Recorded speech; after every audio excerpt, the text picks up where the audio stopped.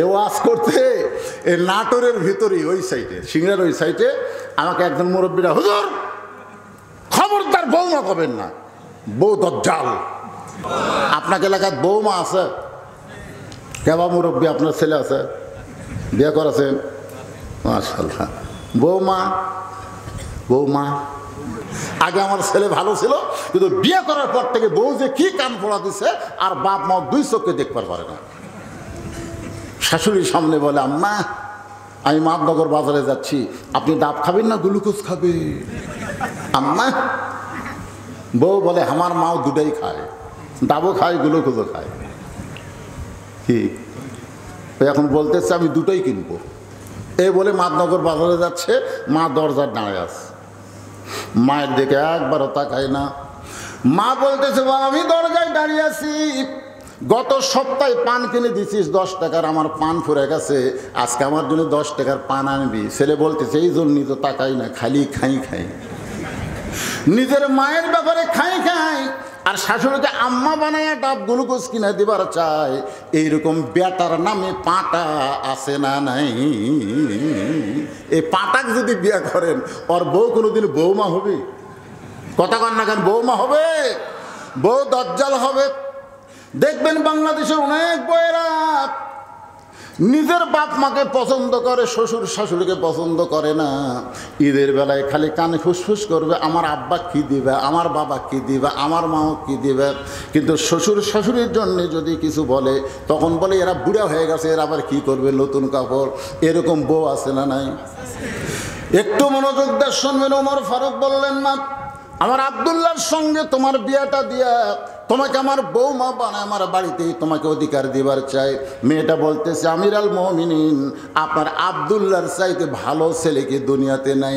আপনি কিন্তু বলেছেন একটা ভালো ছেলের সঙ্গে বিয়ে বসার অধিকার আছে, আপনার আব্দুল্লাহর চাইতে ভালো কোনো ছেলে কি দুনিয়াতে নাই?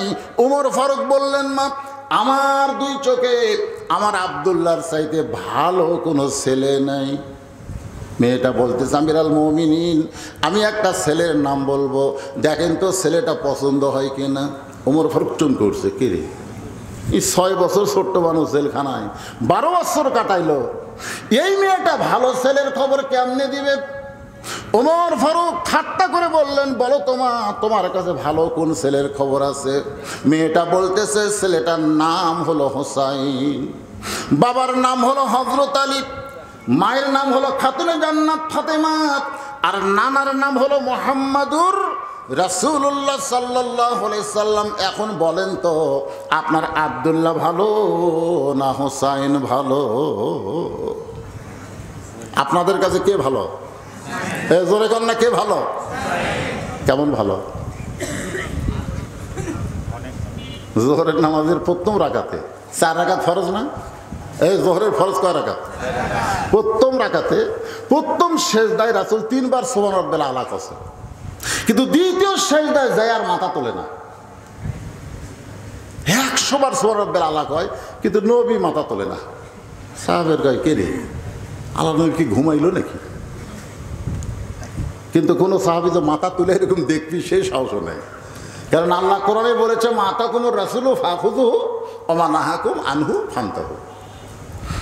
নামাজ যখন শেষ হয়ে গেল, হযরত ওমর বললেন, ইয়া রাসূলুল্লাহ, প্রথম রাকাতের প্রথম সেজদায় 3 বার সুবহান রাব্বিল আলা, কিন্তু দ্বিতীয় সেজদায় 101 বার বলি, তারপরও মাথা তোলেন না। আল্লাহ নবী বলেন, ওমর, আমি সেজদা থেকে মাথা তুলতে চাই, কিন্তু 2 জন পবিত্র আমার কাঁধের ওপরে এমনভাবে বসলো, ওরা না ওটা পর্যন্ত আমি সেজদা থেকে মাথা তুলতে পারলাম না। আমি সেজদা থেকে মাথা তুলবার চাই, কিন্তু আমাদের মালিক আল্লাহ ডাক দিল, হাবিব, যতক্ষণ আপনার পিঠে হাসান হাসান বসে থাকবে, আপনি সেজদা থেকে মাথা তুলবেন না। আল্লাহু আকবার। 2 জন কি পবিত্র? সুবহানাল্লাহ। ওমর ফারুক বললেন, মা তুমি যেই ছেলেটার নাম কইলে, আমার আব্দুল্লাহর চাইতে আল্লাহর কাছে কোটি কোটি গুণ ভালো। মেয়েটা বলতেছে, তাহলে হোসাইনের মতন ভালো ছেলে থাকতে আপনার আব্দুল্লাহর সাথে বিয়ে বসবে কে? ওমর ফারুকের চোখটা দর দর করে পানি পড়তেছে। মেয়েটাকে নিরাপদ আশ্রয় দিয়ে পড়ন্ত বিকালবেলায় জীবনের প্রথম ঘটকালি করতে হজরত আলীর দরজায় গিয়ে সালাম দিলেন। রাসূল বলেছেন, কোনো মুসলমানের বাড়িতে যদি যায় সর্বপ্রথম সুন্নত হলো দরজায় সালাম দেওয়া। জোরে কান কি দেওয়া? হয়তো বলবেন, হুজুর যাকে আমি সালাম দেবো সে যদি ঘরের মধ্যে থাকে, আমার কথা যদি শুনবার না পাই, উত্তর যদি না দেয়। আপনারা যে গোরস্থানের পাশে দিয়ে যান, সালামের কথা আছে না নাই? আপনারা কি উত্তর পাচ্ছেন? উত্তর লাগবে না। সালাম হলো একটা দোয়া। সালাম কি? একটা দোয়া। আসসালামু আলাইকুম ইয়া আহলাল বাইত আম্মা সাইলা ফালা তানহার। হযরত আলী চমকে গেলেন, কারণ যে আমার সালাম দিয়েছে সে তো হযরত ওমর, কিন্তু ফকিরের আয়াত কেন তেলাওয়াত করলেন? এই আয়াতটা হলো ফকিরের আয়াত। জোরে কোন কিসের আয়াত? আম্মা সাইলা ফালা তানহার। আলী বের হয়ে বলো, ওয়ালাইকুম আসসালাম ইয়া আমিরাল মুমিনিন, আপনি কবে থেকে ফকির হলেন? ওমর ফারুক বলতেছে, আলী রে, এত বড় বিপদে কোনোদিন পড়িনি ভাই, আজকে জীবনের প্রথম ঘটক হয়ে তোমার বাড়ির দরজায়। আলী বলতেছে, আপনার মতন মহান ব্যক্তি যদি ঘটক হয় তাহলে পাত্রী অবশ্যই ভালো হবে। ওমর ফারুক বলেন, আলী, যেই পাত্রী নিয়ে আমি তোমার হোসেনের সঙ্গে ঘটকালি করতেছি, ওই পাত্রীর 1 নম্বর গুণ হলো 6 বছর বয়সে ঈমান গ্রহণ করেছে। রব্বুনা আল্লাহু সুম্মা ইসতাকাম, শুধু ঈমান গ্রহণ করে নাই, 12 বছর ঈমানের পরীক্ষা দিয়েছে। সকালবেলা 3টা করে চাবুক, বিকালবেলা 3টা করে চাবুক মারছে। এমন কোনো জায়গা নাই যেই জায়গায় চাবুকের আঘাত লাগে নাই। এরপরও মেয়েটা ঈমান হারায়নি। মেয়েটা 3 নম্বর গুণ হলো, আমার আব্দুল্লাহর সঙ্গে মেয়েটাকে বিয়ে দিবার চাই, কিন্তু মেয়েটা আমার আব্দুল্লাহর সঙ্গে বিয়ে বসবে না। মনে মনে তোমার হোসেনকে করছে কামনা। হযরত আসমানের দিকে তাকায় বলে, আলহামদুলিল্লাহ, আলহামদুলিল্লাহ, আপনি যে মেয়েটার খবর দিলেন এমন একটা মেয়ে আমি হোসেনের জন্য মনে মনে খুঁজতেছিলাম। মনে মনে বেটার বউ খোঁজা যাবে, মনে মনে, দেখে দেখে লয়। এই ছেলের বাপেরা মনোযোগ দিয়ে শোনেন, দেখে দেখে না, মনে মনে। মনে মনে একটা নামাজি, একটা পর্দানিশী, একটা ভালো মেয়ে যার মায়ের পর্দা, নানির পর্দা আছে, এইরকম একটা ভালো মেয়ের সাথে আমার বেটাকে বিয়ে করাবো মনে মনে, দেখে দেখে না। আমার এলাকার এক ছেলের বাপ 25টার মতন মেয়ে দেখছে। আমাকে বলতে, হুজুর এ পর্যন্ত 25টা দেখলাম, পছন্দ হয়নি। তা আমি বললাম, আপনি আবার বিয়ে করবেন? না হুজুর, আমার জন্য না, ছেলের জন্যে। তা আপনার ছেলের জন্য আপনি মেয়ে কেমনে দেখেন? বলে, লাড়া ছেড়ে। কীভাবে দেখে? লাড়িয়া ছেড়ে। দেখি তো মা চুল, দেখি তো মা, দেখি তো মা হাত, দেখি তো মা। এই শালা বুড়ায় লাড়িয়া ছেড়ে বড় লুচ্চা হয়ে গেছে, আরও লাড়বি। এই জন্যে ছেলের বাপদের বলতেছি, মনে মনে খুঁজতে হবে, দেখা দেখা না। কারণ বিবাহের আগে ছেলের জন্যেও যা, বাপের জন্যেও তাই। আমার এলাকার এক বাবা ছেলে বিয়ে করবার যে নিজে বিয়ে করছে। একটা মৌলবি ফতোয়া দেয়নি যে বিয়ে হারাম হচ্ছে। কারণ বিয়ের আগে ছেলের জন্যও যা, মেয়ের জন্যও তাই। একটু মনোযোগ দিয়ে শুনবেন। ওমর ফারুক বলতে, জালি রে, এইরকম মেয়ে যদি ছেলের জন্য তুমি মনে মনে খোঁজো তাহলে আমার ঘটকালি আল্লাহ কবুল করেছে। মুসাফা করে মুআনাকা করতেছে।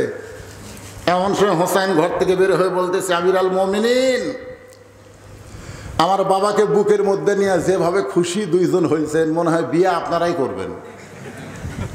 ওমর ফারুকের রাগ বেশি না কম? জোরে কম, কম না বেশি? যে রাস্তাতে গেলে শয়তান কয়দিন যায় না। সেই ওমর হোসেনের মুখের দিকে তাকায় নবীর কথা মনে করে দুই পবিত্র ঘাড়ের উপর বসে থাকলে সেজদা তোলা যায় না। বলবার চাও, জবানে লগাম দিয়ে বলতেছে, বাবা এমন কথা তুমি কেমনে বলো? আমিও তোমার মুরব্বী, তোমার বাবাও তোমারও মুরব্বী।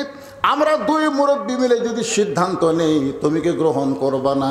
হোসেন বলতেছে, আপনার দুইজন আমার মুরব্বী আমি জানি, তবে আসল মুরব্বী হিসাবে কেবলমাত্র আমি একজনকেই মানি, তিনি হলেন আমার নানা। আমার নানা ছাড়া নিঃসন্দেহভাবে কাউকে পুরাপুরি মানা যাবে না।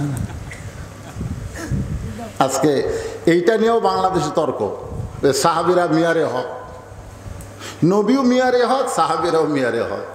এই নিয়ে তর্ক হচ্ছে না, জোরে কোন হচ্ছে কি হচ্ছে না? এবার রমজান মাসে তো খালি এটাই।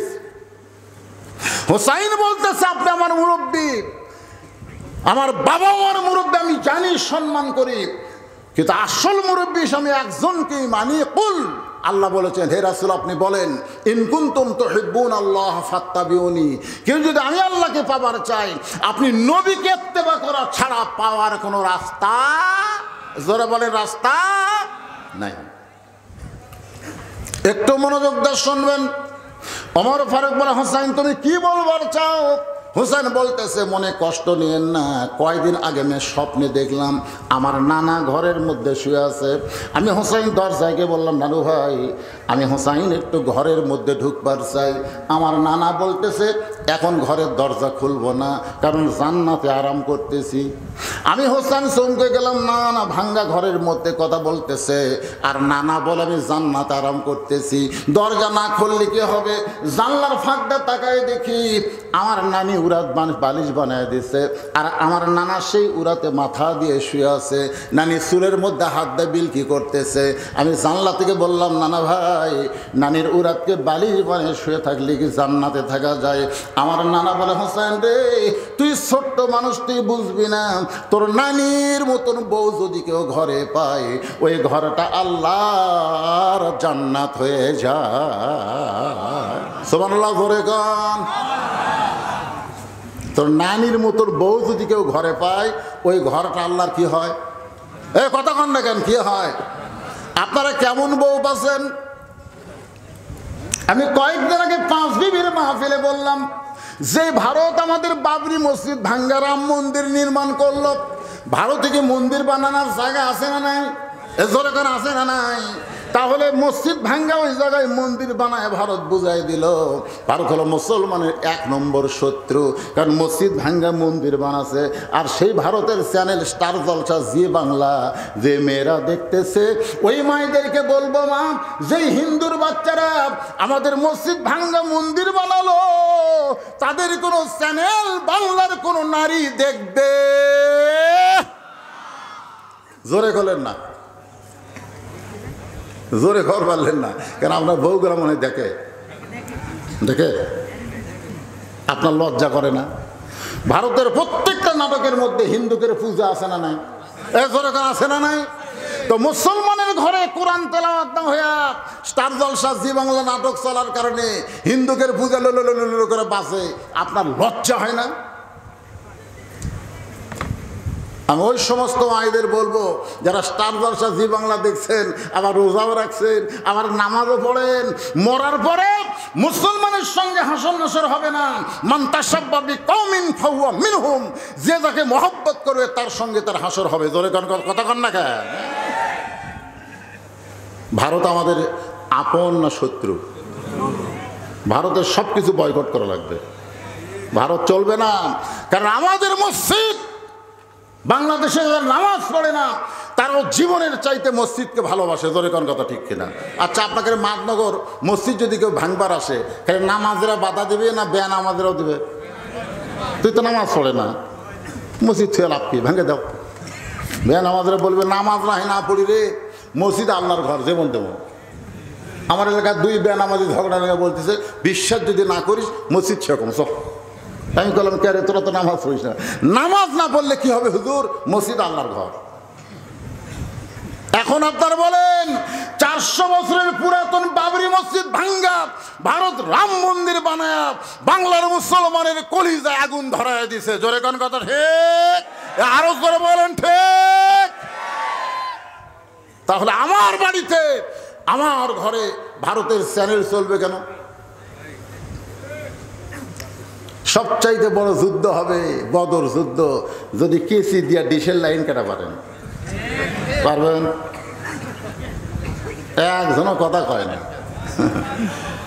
হ্যাঁ, কোরআনের হক কথা শুনবেন, জবান খুলে বলবেন না। হয়তো বলবেন, হুজুর ডিশের লাইন কাটলে আমার বউ, হয়তো যে বউ স্টার জলসা জি বাংলা দেখে ও বউ বাদ দেন। বাংলাদেশে বউয়ের অভাব নাই, সকালে বউ মরলে বিকালে 10 জন আসে বিয়ে দেওয়ার জন্য। জোরে কোন কথা, ঠিক কিনা? আপনাকে মরেনি তো বুঝবার পারতেছেন না।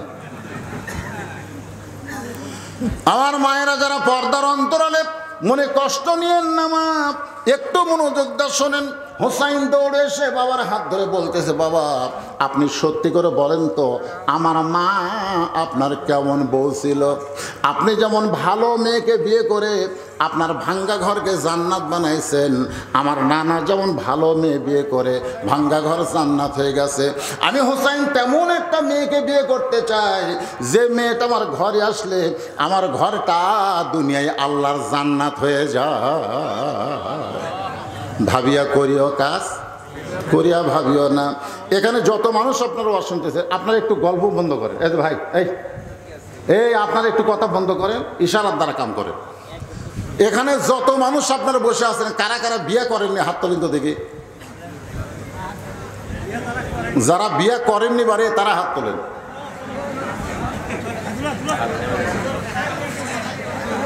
তোমরাও তোলো, করছে করছিল। আচ্ছা ঠিক আছে, আজকের আলোচনাটা যারা বিয়ে করেনি তাদের জন্য 100 ভাগ কাম দিবি, আর যারা আমরা করছি দরকার আর একটা করার চান্স নেব। অসুবিধা আছে? কোরআন শরীফে যেখানে বিয়ার আয়াত আছে সেখানে প্রথম আল্লাহ দুটার কথা কছে। কটার কথা? কথা কয় না। কয় বিয়া করো? 2টা করো। তাহলে কি জন্য নিয়ে আসিস বারে? 38 বছর ওয়াজের বয়সে আমি কোনোদিন চা খাইনি। চা তেজত খাই না, ঘরত খাই। আজকে ঘরও তো দেয়নি, এটি এসে ওরা কাজ আদায় করতেছে। লিয়ে যাও, লিয়ে যাও, চা নষ্ট করে লিয়ে যাও। না কিচ্ছু লাগবে না, ভাবিয়া করিও কাজ। যারা বিয়ে করেননি তার একটা আজকে চিন্তা করো বাবা। হ্যাঁ, মোটর সাইকেল থেকে বিয়ে করবে আর 15 হায় হায় মোটর সাইকেলের সাইজ রে। আজকে দেখলাম রানীনগর থেকে আপনাকে এলাকায় আসতে এতই মোটর সাইকেল এমন ভাবে যুবকেরা চালাচ্ছে মনে আজরাইলের ঘাড়ত বসে আছে, যে কোনো সময় শালা মরবি। একটু চিন্তা করেন, ভাবিয়া করিও কাজ, করিয়া ভাবিও না। হোসাইন বলতেছে আমিরুল মুমিনিন, আমি সেই মেয়েকে বিয়ে করব যে মেয়েটা আমার মায়ের মতো, আমার নানির মতো ভাঙ্গা ঘরকে জান্নাত বানায়া দিবে। ওমর ফারুক বলো, হোসাইন আমি যে মেয়েটার ঘটকালি করতেছি এই মেয়েটা অত্যন্ত ভালো মেয়ে, এই মেয়েটাকে বিয়ে করলে তোমার নানির মতো তোমার মায়ের মতো ভাঙ্গা ঘর জান্নাত বানায় দিবে। হোসেন বলতেছে আপনার কথা মতো আমি বিয়ে করব না। আলী বলতেছে এমন একজন ভালো মানুষ অর্ধপৃথিবীর খলিফা হইয়া তোমার ঘটকালি করতেছে, এরপরেও তুমি কেন গ্রহণ করবো না? হোসেন হলো, বাবা আপনি মনে কষ্ট নিয়েন না, আমি সেই মেয়েকে বিয়ে করব যে মেয়েটা আমার 3টা প্রশ্নের উত্তর দিবার পারবে। জোরে কোন কয়টা? ওমর ফারুক বলে, হোসেন কি প্রশ্ন? হোসেন বলতেছে আমি যে মেয়েটাকে বিয়ে করব সেই মেয়ের সামনে প্রশ্ন উদ্ঘাটন হবে, দুনিয়ার অন্য কোন মানুষের সামনে প্রশ্ন বলবো না। ওমর ফারুক বলে, আলী রে তোমার হোসেন যে 3টা প্রশ্ন করবে এই প্রশ্ন সম্পর্কে তোমার ধারণা কি? আলী বলতেছে জীবনে প্রথম শুনলাম। ওমর ফারুক বললেন যেই প্রশ্ন আমি জানি না তুমি জীবনের প্রথম শুনলাম, সেই প্রশ্নের উত্তর মেয়েটা কোনোদিন দিবার পারবে না, আমার ঘটকালিও আল্লাহ কবুল করলো না। ওমর ফারুক কাঁদতে কাঁদতে মেয়েটার ঘরের দরজায়, মা আমার আবদুল্লাহর সঙ্গে বিয়া বস, তোর জীবন শান্তিময় হবে। মেয়েটা বলতে যেখানে একটাবার বলেন আপনার আবদুল্লাহ হোসেনের চাইতে ভালো, তাহলে আমার কোনো আপত্তি নাই। ওমর ফারুক বলতেছে যেইটা ভালো না সেইটা কেমন বলবো? মেয়েটা বলতে তাহলে আবদুল্লাহর সঙ্গে আমি বিয়ে বসবো না, বিয়ে যদি বসতে হয় হোসেনকে আমার স্বামী হিসেবে গ্রহণ করব। ওমর ফারুক বললেন মা হোসেন সেই মেয়েকে বিয়ে করবে যে 3টা প্রশ্নের উত্তর দিবার পারবে, যেই প্রশ্ন আমিও জানি না তার বাপ জীবনেও শোনে নাই, তাহলে তুমি কেমনে উত্তর দিবা? মেয়েটা ঘরের মধ্য থেকে বলতেছে আমিরুল মুমিনিন হোসেন কি 3টা প্রশ্ন করবে আমি জানি না, তবে আমার ঈমান বলতেছে আমি না পারলেও আমার আল্লাহ পারাবে। সবাই একটু তাকবীর দেন তো গলা খাগারি দিয়া, লিল্লাহে তাকবীর। আমার কয় হুজুর যত ওয়াজ করেন হবি না, হবি না হুজুর? কি হলো? 7ই জানুয়ারি কি হলো? একজনকে বলতে সাথী জানি কি হচ্ছে ভাই, কয় যা আসলো তাই আসলো তাই। হবি না হুজুর, 5 তলার উপর 1.5 লাখ টাকার খাট, 12,000 টাকার কম্বল উড়ে তামানি দিয়ে 9টার সময় বলতেছে আমার বাড়ি আমার ঘর আমাক নামাইকে। 2 কান্দের ফেরেস্তা বলতেছে আল্লাহ আল্লাহুম্মা বিইসমিকা আমুতু আহিয়া, দোয়া না পড়ে কি দোয়া বললো? আমার বাড়ি আমার ঘর আমাক নামাইকে। আল্লাহ বলে ধৈর্য ধর। রাত 3টার সময় একটা ভূমিকম্প, 40 সেকেন্ডের, কয় সেকেন্ডের? খালি বিল্ডিং 2-3 বার একটু ঝোঁকন দিয়েছে, উনি এত ফোর্সে নামছে, কম্বলের মধ্যে লুঙ্গি খোলা আছে, ওই লুঙ্গিটাও পরার টাইম পাইনি। কান্দের ফেরেস্তা বলতেছে আল্লাহ নামাইলা নামাইলা, তাই বলে ন্যাংটা করে নামালা? আল্লাহ বলতে জনগণ যখন পারবে না তখন আমার নামান হলো ন্যাংটা করে। জোরে কোন কথা ঠিক কিনা? সবাই একটা আমার সঙ্গে বলেন তো ইজ্জুমান তাশা পড়েন, তো ইজ্জুমান তাশা অতুযিল্লু মান তাশা বিয়াদিকাল খায়র ইন্নাকা আলা কুল্লি শাইইন কাদির। জোরে বলেন, আরো জোরে বলেন। সম্মান দেওয়ার মালিককে, অপমান করার মালিককে, ভালো মন্দর মালিককে, সমস্ত ক্ষমতার মালিককে। মেয়েটা বলতেছে হোসেন কি 3টা প্রশ্ন করবে আমি জানি না, তবে আমার ইমান। ইমান কয় বছরের?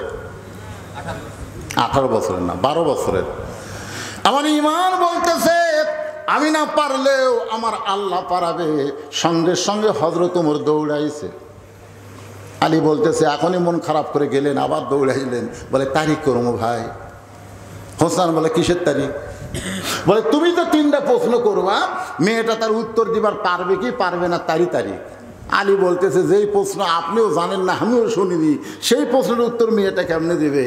ওমর বলে আলী রে, ইমানের বলে বলিয়ান হয়ে মানুষ যখন কোনো কথা বলে, আমার বিশ্বাস সেই মানুষ তখন একলা থাকে না, ওই মানুষের সঙ্গে আল্লাহর সাহায্য থাকে। ধরে কোন কথা ঠিক কিনা? নাসরুম মিনাল্লাহি ফাতহুন করিব ওয়াবাশশিরিল মুমিনিন। কে এটা জানেন না আপনারা সবাই? বলেন নাসরুম মিনাল্লাহি ওয়া ফাতহুন করিব ওয়াবাশশিরিল মুমিনিন। নির্দিষ্ট তারিখ মোতাবেক ডান পাশে হযরত ওমর বসে গেছে, বাম পাশে হযরত আলী, আর মাঝখানে হোসেন বসেছে। সবাই একটু বসার সাইজ দেখেন। আমি তো এমন এক সাইডে বসেছি, একটু মাঝখানে বসলে বোঝানো ভালো লাগতো। একটু খেয়াল করেন, ডান পাশে যিনি বসেছেন তার নাম হলো হযরত ওমর। জোরে কন তার নাম কি? আর বাম পাশে যিনি বসেছেন তার নাম হলো হযরত আলী, আর মাঝখানে যিনি বসেছেন তার নাম হলো হোসাইন। আর সামনে একটা চাদর দেওয়া হয়েছে, চাদরের ওই পারে ওই 18 বছরের যৌবনা মেয়েটাকে বসানো হয়েছে। এখন যদি বাংলার মুসলমানকে প্রশ্ন করি সামনে চাদর দেওয়ার কারণ কি? কথা কয় না? আরো জোরে জোরছে বলুন। বেগম মমতাজ কি কইছে? ওরে শরীয়তের মৌলানা চোখ 2টা করলা কানা, মনের পর্দা বড় পর্দা তোমরা খোঁজা পাইলা না, তেতুল হুজুর বুঝলো না। মনের পর্দা যদি বড় পর্দা হয় তাহলে হযরত ওমর ফারুকের মন ভালো না খারাপ? জোরে বলা লাগবে, হক কথা আসতে বললে চলবে না। হোসেনের মন ভালো না খারাপ? আলীর মন ভালো না খারাপ? তাহলে সামনে চাদর কেন দিল? সামনে চাদর যা বুঝাই দিল মনের পর্দা পর্দা না, পর্দা হলো আল্লাহর আইন। পর্দা কার আইন? আরো জোরে বলেন। সামনে একটা চাদর দিয়ে বুঝাই দিছে মমতাজ তোর গান বাংলার জমিনেও চললেও আল্লাহর কোরআনের কাছে অচল। মমতাজ, আমি যে বল মমতাজ আপনার বলবেন অসল। মমতাজ মমতাজ এইবার আর চলেনি।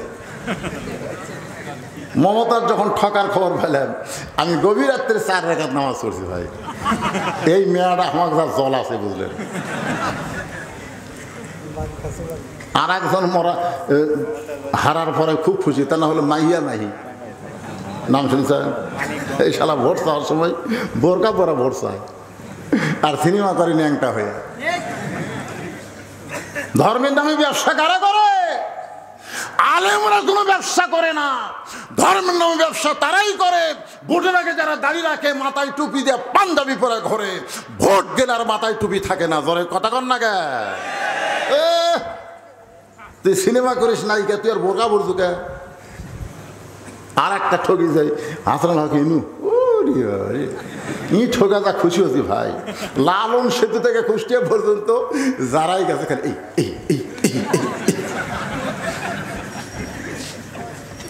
এই কিন্তু আলেমদের শত্রু। হালান ইনু চেনেন? এই ইনু কিন্তু 1 নম্বর শত্রু। এ করোনার সময় প্রধানমন্ত্রীর কাছে গিয়ে বলতেছে, মাননীয় প্রধানমন্ত্রী, প্রাইমারি করোনার কারণে বন্ধ রাখলেন, হাফেজি মাদ্রাসাগুলো বন্ধ করে দেন। কারণ প্রাইমারি বাচ্চারাও ছোটো, হাফেজি মাদ্রাসাও ছোটো, বাচ্চারাও ছোটো, তো করোনা ওদেরকেও ধরতে পারে, বন্ধ করে দেন। তখন প্রধানমন্ত্রী বলে, ইনু সাহেব, প্রাইমারি করোনার কারণে বন্ধ হলো, হাফেজি মাদ্রাসা বন্ধ হবে না। ইনু বললেন কেন? বলে প্রাইমারি হলো নাফাক আর হাফেজি মাদ্রাসা হলো পাক। জোরে খান সুবহানাল্লাহ। আর তারা সবসময় হাত ধুয়ে উজু করে নামাজ পড়ে, এরকম করোনা ধরবি না। গোটা বাংলাদেশে ইনুর কিছু লোক কোন যন্ত্র দিয়ে খুঁজিছে যে একটা মল্লিকাম। এত হাজার হাজার হাফেজি মাদ্রাসা খোলা ছিল, করোনার সময় একটা বাচ্চাও করোনা হইয়া মরেনি। কারণ আল্লাহ কোরআনে বলেছে, লা ইয়ামুসসুহু ইল্লাল মুতাহহারুন, যতক্ষণ পবিত্র না হবে ততক্ষণ আল্লাহর কোরআন তোমরা স্পর্শ করতে পারবা না। ধরে কথা কন না কেন? প্রাইমারি স্কুলের ছেলে দাঁড়ায় পেশাব করে।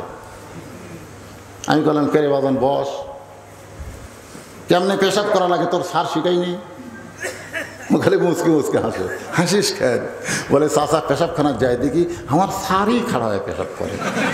আর স্যারই যদি খাড়া হয় আমারে, তাই বলে আমার সাহেব আপনি আমার মন খারাপ করেন না? এখনকার কতগুলা স্যার এমন একটা স্কিন প্যান্ট পরিছে, বসবার পারতেছে না। তো শিক্ষা হচ্ছে আগডম বাগডম ঘরডম সাজে ঢাকঢোল লোক ঝাঁঝর বাজে। এই মিথ্যা শিক্ষা দিয়ে মাস গেলে 50,000 টাকা বেতন পায়। আর জালিকাল কিতাব হুদাল লিল মুত্তাকিন, এই কোরআনের সহি সুন্দর সত্য শিক্ষা যারা দেয় তাদের বেতনের কথা আজও বাংলার সংসদে আলোচনা হয় না। জোরে কোন কথা, ঠিক কথা কন না? কোরআনের কত দাম এই বাংলাদেশে মনে করবেন এলো গরিবের শিক্ষা, ফকিরের শিক্ষা। এই যাদের মাথায় পাগড়ি দেওয়া হলো, খুঁজলে দেখেন একটাও চেয়ারম্যানের বেটা নয়, একটাও এমপির ছেলে নয়। গোটা বাংলাদেশে যারাই কোরআনের হাফেজ অধিকাংশই তারা গরিবের সন্তান। জোরে কোন কথা, ঠিক না? আল্লাহর বান্দারা একটু মনোযোগ দিয়ে শুনবেন। ওমর ফারুক বলে, হোসাইন এখন তুমি প্রশ্ন শুরু করো। জোরে বলেন, কয় প্রশ্ন? এখন তুমি প্রশ্ন শুরু করো। এবার হোসেন দাঁড়িয়ে বলতেছে, রে মেয়ে, তুমি একা একা বসে আছো, তাই বলে তুমি একলা না, বড় হোসাইন বড় একা হয়ে গেছি। ওমর ফারুক কোরআন ঘুরতে দেখো, বাজান কি কও? তোমার ডান পাশে আমি বসে আছি, বাম পাশে তোমার বাবা বসে আছে, এরপরে তুমি একলা কেমনে হলা? হোসেন বলে, রে মেয়ে, তুমি একা একা বসে আছো, আর আমার দুই পাশে দুইজন মহামানব দেহ নিয়ে বসে আছে। শোনো রে মেয়ে, এই দুইজন মহামানব শুধু দেহ নিয়ে আমার দুই পাশে বসে আছে, এরা মনে মনে তোমার পক্ষ নিয়েছে। আপনারা বলেন তো, ওমর ফারুক কার পক্ষে? হত আলী কথা কয় না? নির্বাচন কমিশনার কার পক্ষে? সবাই বলে নিরপেক্ষ পথ, নিরপেক্ষ। মনে মনে একটা দলের পক্ষ লিছে। একসময় 11%, কিছুক্ষণ পরে বলে 18%, ঘুমোর থেকে ওটা কয় 40। বসে আছে কোন সাইডে, আর মনে মনে